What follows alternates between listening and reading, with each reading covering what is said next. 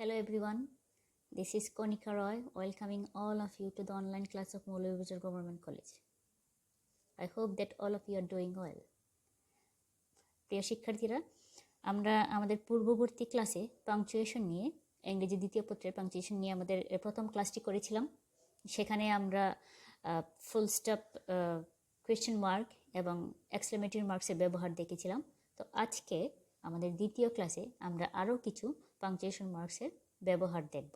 তো পাংচুয়েশন মার্কসের গুরুত্ব তোমাদের জানা আছে এবং পাংচুয়েশন মার্কসের ব্যবহার সম্পর্কেও তোমাদের ধারণা আছে, কিন্তু তারপরও পাংচুয়েশন মার্কস ব্যবহার করতে গেলে আমরা অনেক সময় কনফিউজড হই, আমরা অনেক সময় ভুল ব্যবহার করে থাকি। তো সেই ভুল যাতে আমাদের না হয় এবং আমরা যেন সুন্দরভাবে পরীক্ষায় ভালো মার্কস পেতে পারি, সেই জন্য আমরা কিছু রুলস দেখব, যেগুলো যদি যে রুলসগুলো যদি আমরা ফলো করি তাহলে পরীক্ষায় আমাদের ভালো মার্কস পেতে সুবিধা হবে।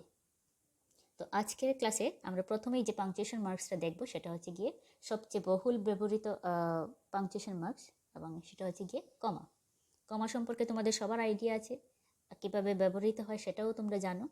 তারপরও কিছু রুলস আছে যেগুলো তোমাদের জানা আছে, কিন্তু আরেকবার যদি একটু দেখো তাহলে সেটা তোমাদের জন্য ভালো হবে।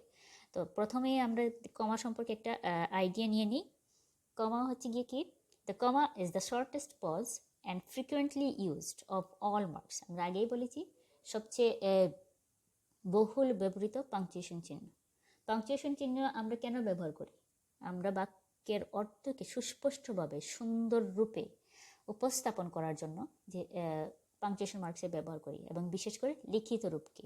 তো কোয়েশ্চেন মার্কস এর ব্যবহার তোমরা যেহেতু পরীক্ষায় অংশগ্রহণ করো, কোয়েশ্চেন মার্কস না, পাংচুয়েশন মার্কস আমরা বলতে পারি, বিরাম চিহ্নের ব্যবহার কিন্তু তোমাদের সবচেয়ে বেশি জানা দরকার, কারণ প্রত্যেকটা পরীক্ষায় তোমাদেরকে কিন্তু লিখতে হয়। তো লেখার জন্য প্রত্যেকটা প্রশ্নের উত্তর দেওয়ার জন্যই কিন্তু তোমাদের পাংচুয়েশন মার্কস ব্যবহার করতে হয়।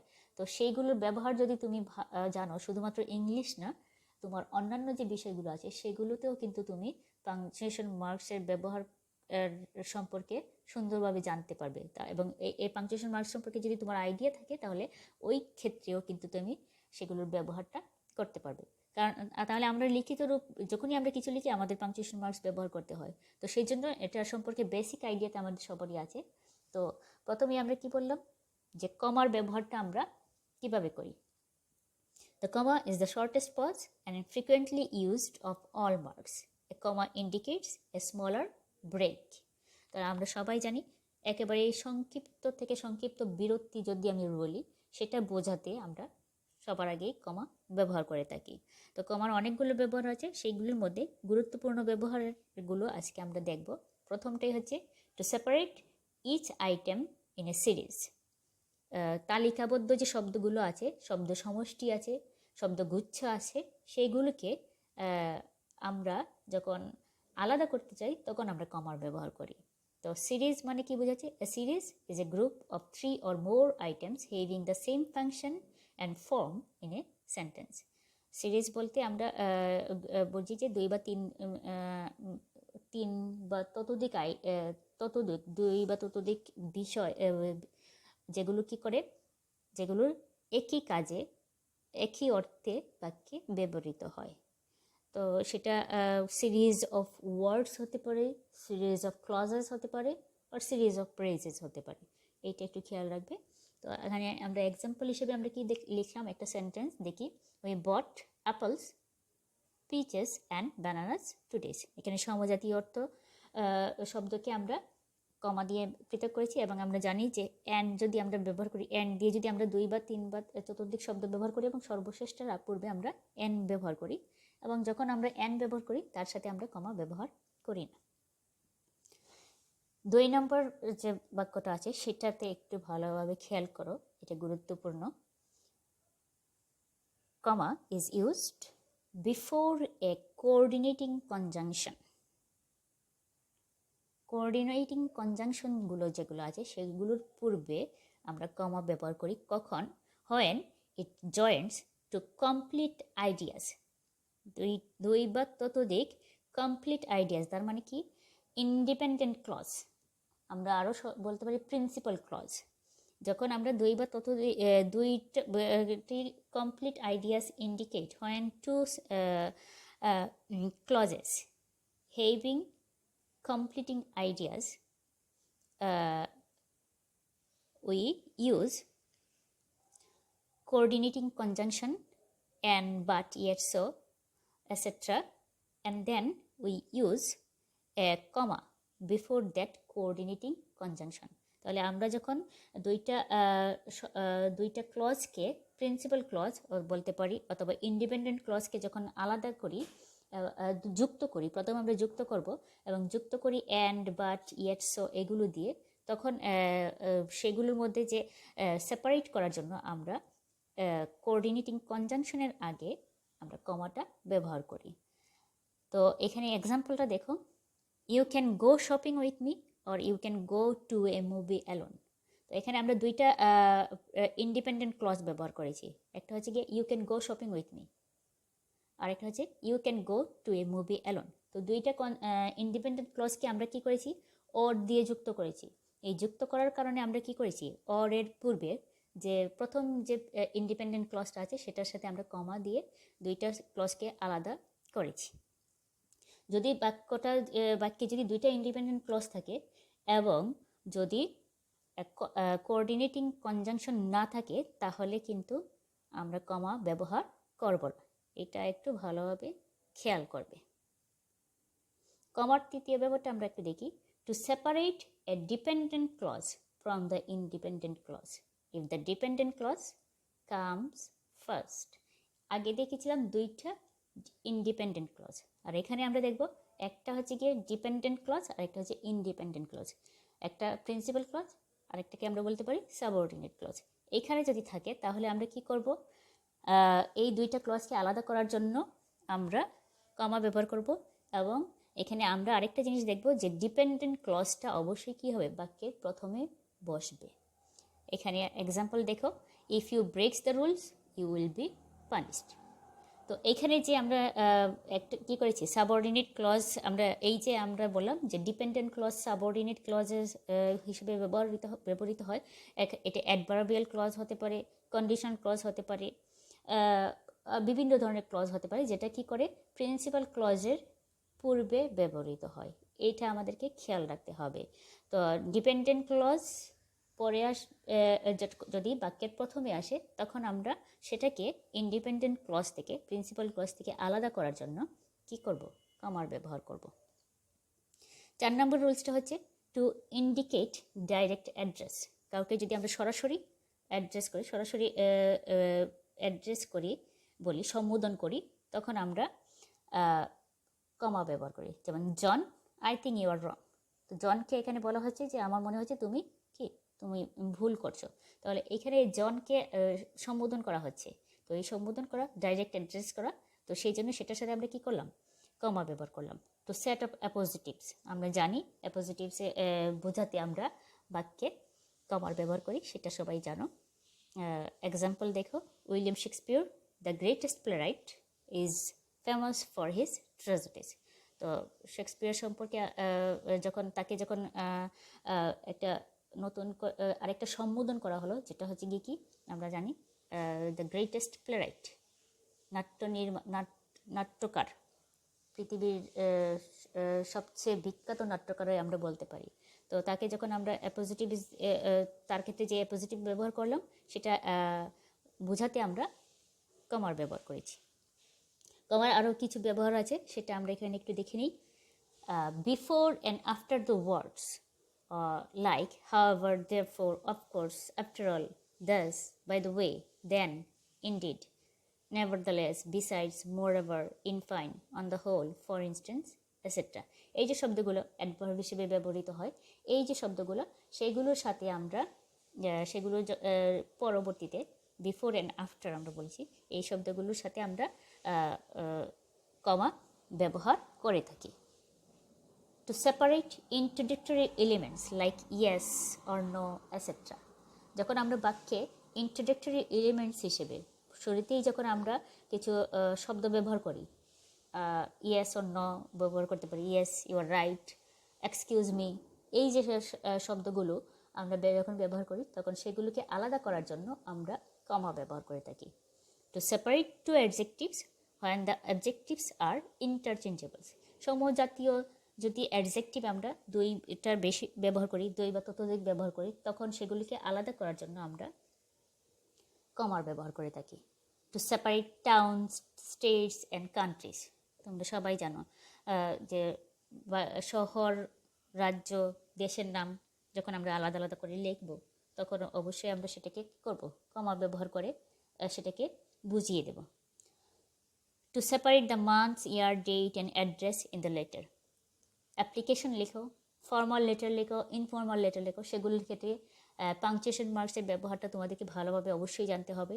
তো সেখানে আমরা month, years, date and address এইগুলো যখন আমরা লিখি তখন সেইগুলির ক্ষেত্রে অবশ্যই আমাদেরকে পাংচুয়েশন মার্কস ব্যবহার করতে হয়, এবং সেখানে আমরা এই যে সাল, মাস, বছর এগুলোকে যখন আমরা আলাদা করে বুঝাই তখন ঠিকানা লিখি, সেই সব ক্ষেত্রে আমরা কী করি, ঠিকানার ক্ষেত্রে যখন আমরা এগুলো লিখি তখন আমরা কমা ব্যবহার করে সেগুলোকে আলাদা করে দিই। তারপর যখন আমরা অ্যাপ্লিকেশন লিখি, অ্যাপ্লিকেশনের নিচে যখন আমরা লিখি yours faithfully, yours sincerely, yours ever, এই যে শব্দগুলো সেটার পরে অবশ্যই আমরা কি করব, কমা ব্যবহার করব।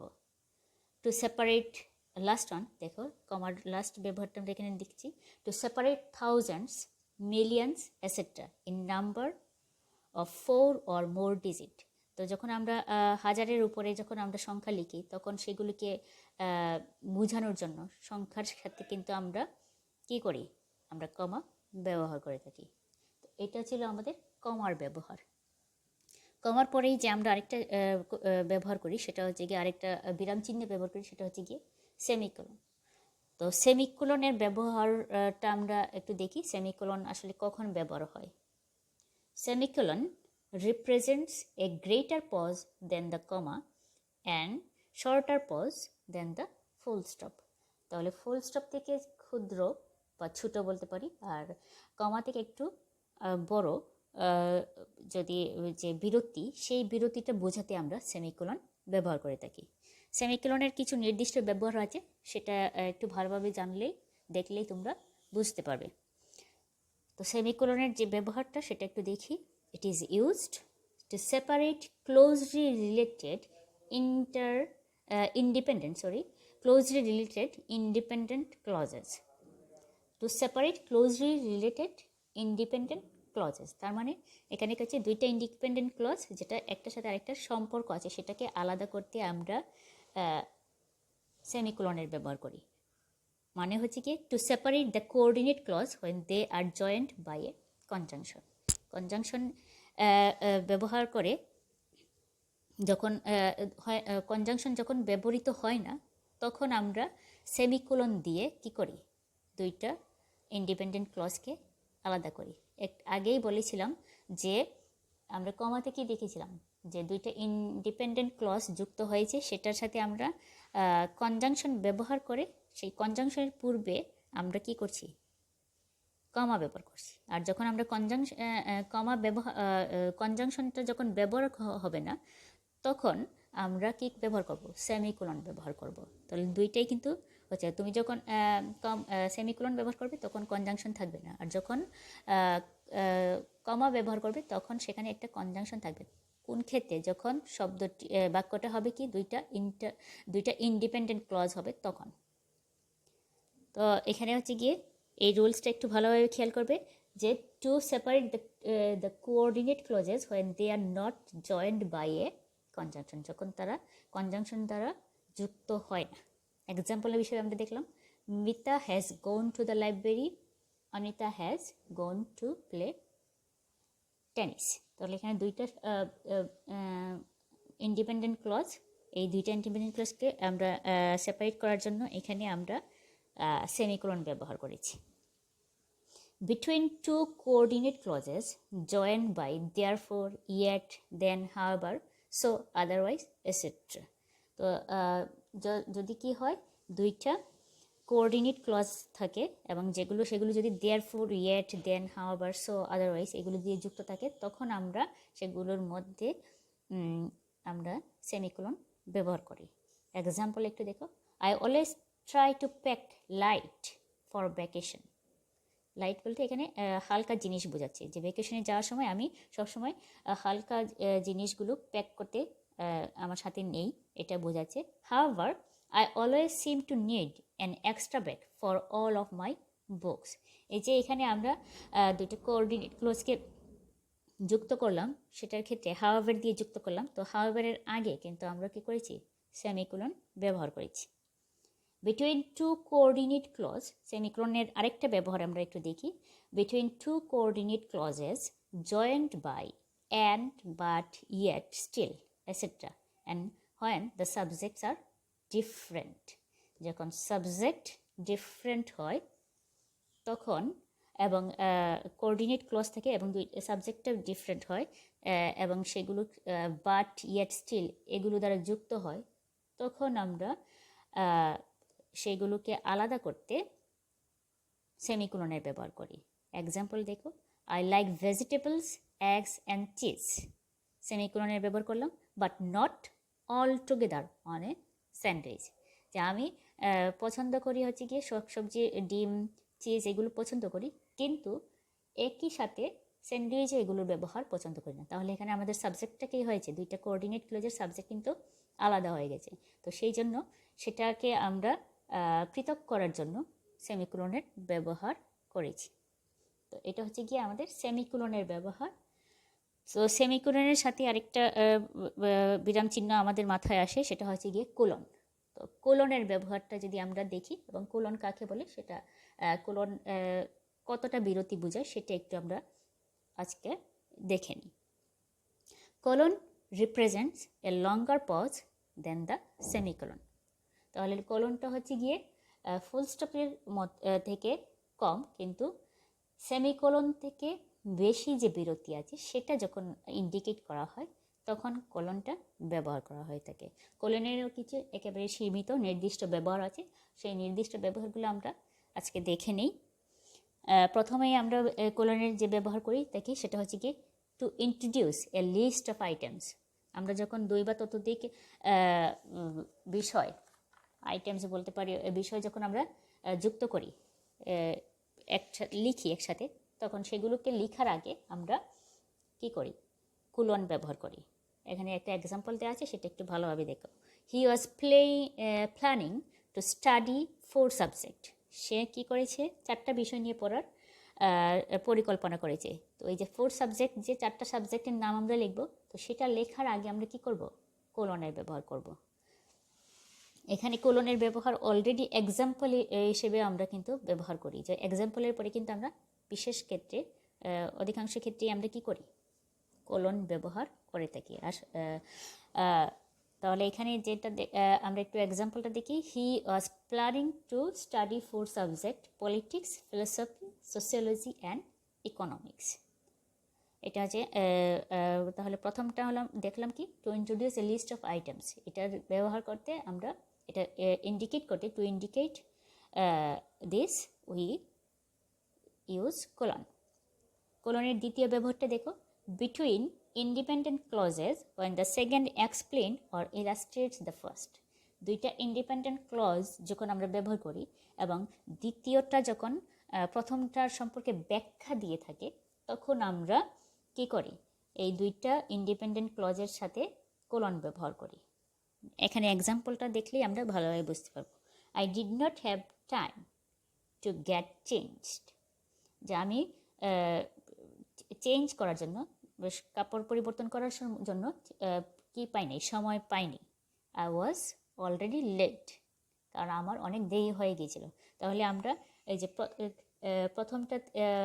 প্রথম যে ইন্ডিপেন্ডেন্ট ক্লজটা আছে সেটা কি করেছি, সেটার ব্যাখ্যাটা আমরা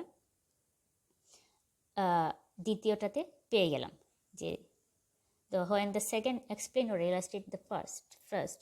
তো প্রথমটার ব্যাখ্যা কিন্তু আমরা দ্বিতীয় যে ক্লজটা আছে সেখানে পেয়ে গেছি। তো এই ধরনের যখন ব্যাখ্যা দেওয়ার জন্য আমরা কি করি, কোনো কিছুর এই প্রথমটা যখন প্রথম ক্লজটাকে ব্যাখ্যা দেওয়ার জন্য যখন আমরা দ্বিতীয় ক্লজটা ব্যবহার করি, তখন ইন্ডিপেন্ডেন্ট ক্লজ, তখন এই দুইটা ইন্ডিপেন্ডেন্ট ক্লজের মধ্যে আমরা কোলনের ব্যবহার করে থাকি। পরবর্তী যে ব্যবহার সেটা দেখো, এটা তোমরা সবাই জানো। after a word introducing a quotations and explanations and an example. যে উদাহরণ বা ব্যাখ্যার আগে অথবা কোনো কোটেশন ব্যবহার করার আগে আমরা কি করি, কোলন ব্যবহার করি। যেমন আমরা ফর এক্সাম্পল দিয়ে আমরা যখন লিখি তখন কিন্তু আমরা সবসময় কোলনের ব্যবহার করে থাকি। এখানে আমরা এক্সাম্পল দিলাম, Shakespeare said it best, Shakespeare যথার্থই বলেছেন brevity is the soul of wit. তো এখানে শেক্সপিয়ারের যে উক্তিটা আমরা লিখলাম সেটার আগে আমরা কি করেছি, কোলন ব্যবহার করেছি। আরও কিছু ক্ষেত্রে যে ক্ষেত্রে আমরা ব্যবহার করি, আমরা জানি যে ঘড়ির সময়টা উল্লেখ করতে আমরা কোলনের ব্যবহার করে থাকি, between hours and minutes of clock time, সেটা সবাই জানো। তারপর হচ্ছে গিয়ে অনুপাত বোঝাতে, রেশিও বোঝাতে আমরা কী করি, দুইটা নাম্বারের মধ্যে কোলনের ব্যবহার করে থাকি, to express a ratio of two numbers with no space between or after the colon. যে দুইটার মধ্যে যখন আমরা কী করি, অনুপাত বুঝাই, রেশিও বুঝাই, তখন একটার সাথে আর দুইটা সংখ্যার মধ্যে আমরা কোলন ব্যবহার করে থাকি। তো এই হচ্ছে কি আমাদের আজকের পাংচুয়েশনের ওপর তিনটা বিষয়, যেটা হচ্ছে কি কমা, সেমিকোলন এবং কোলন, এই তিনটা বিষয়ের উপর আমরা আজকের ক্লাসটা নিলাম এবং পরবর্তী ক্লাস আমরা করেছিলাম। তো আজকে আমি তোমাদেরকে এখানে এক্সারসাইজ হিসেবে 5টা সেন্টেন্স দিয়েছি।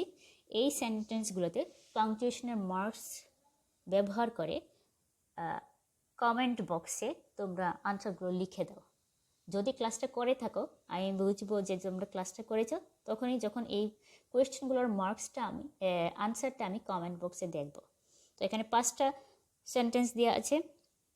এই 5টা সেন্টেন্সের যে আমরা যে পাংচুয়েশন মার্কস ব্যবহার করেছি, যে পাংচুয়েশন মার্কস সম্পর্কে আমরা বলেছি আমাদের পূর্ববর্তী ক্লাস এবং আজকের ক্লাস, এই 2 ক্লাস মিলিয়ে যে পাংচুয়েশন মার্কস নিয়ে আমরা আলোচনা করেছি সেটার উপর ভিত্তি করেই আমি এখানে 5টা সেন্টেন্স দিয়েছি। আশা করি এই 5টা সেন্টেন্সে পাংচুয়েশন মার্কস ব্যবহার করে তোমরা আমাকে জানাবে। তো আজ এই পর্যন্তই। I hope that you will be benefited by this class. So thank you all. Hope we will meet soon in our next class. আমি আশা করি যে আমরা সুস্থভাবে আমাদের যখন ক্লাস পরবর্তীতে আমরা যখন ক্লাসরুমে ক্লাসটা নিব তখন আমরা সবাই সুস্থ থাকবো। তো সেই জন্য তোমরা সবাই স্বাস্থ্যবিধিটা একটু ভালোভাবে মেনে চলো, যাতে সবাই সুস্থভাবে আমাদের অফলাইন ক্লাসে উপস্থিত থাকতে পারি। ধন্যবাদ সবাইকে।